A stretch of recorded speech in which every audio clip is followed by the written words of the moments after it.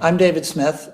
13 years ago, I founded and still run the Affordable Housing Institute, which is a global nonprofit based here in Boston that works around the world on pro-poor housing and urban development interventions. We are in the solutions business.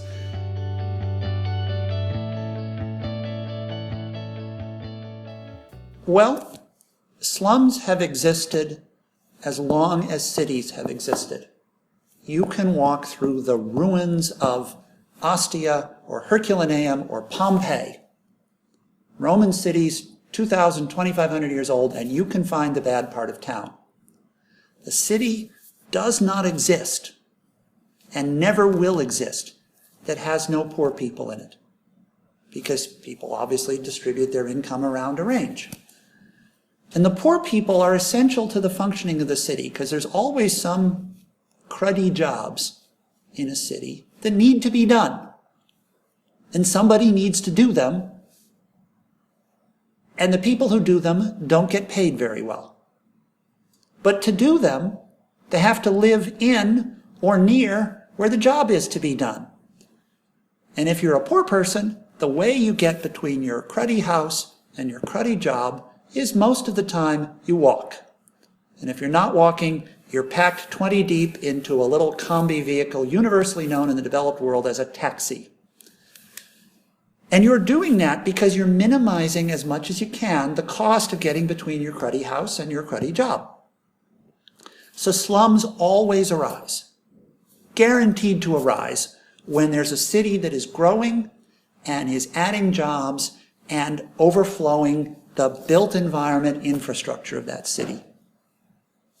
And here's something else. Urbanization is one way.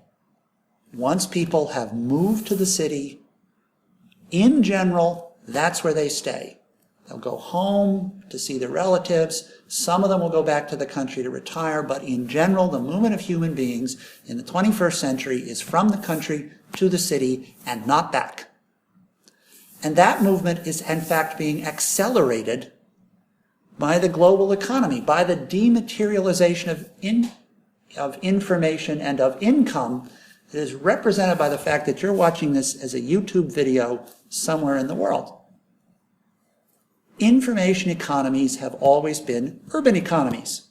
So people who move from the country to the city are right to do so. They are rational to do so.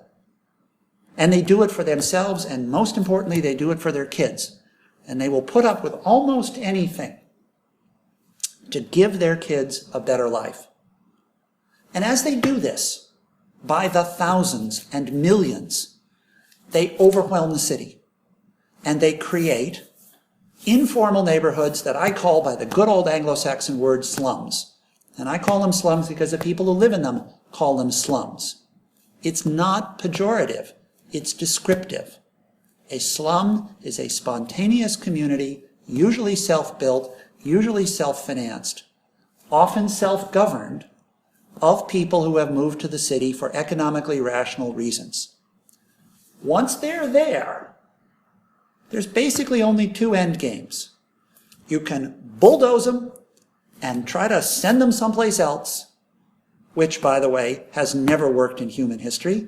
Or you can say, all right, we didn't plan for you to be here, but somehow we have to formalize you in, because at some point, the mass of humanity, they're going to need infrastructure. We all breathe the same air. We all drink the same water. Our bodily functions all work the same way.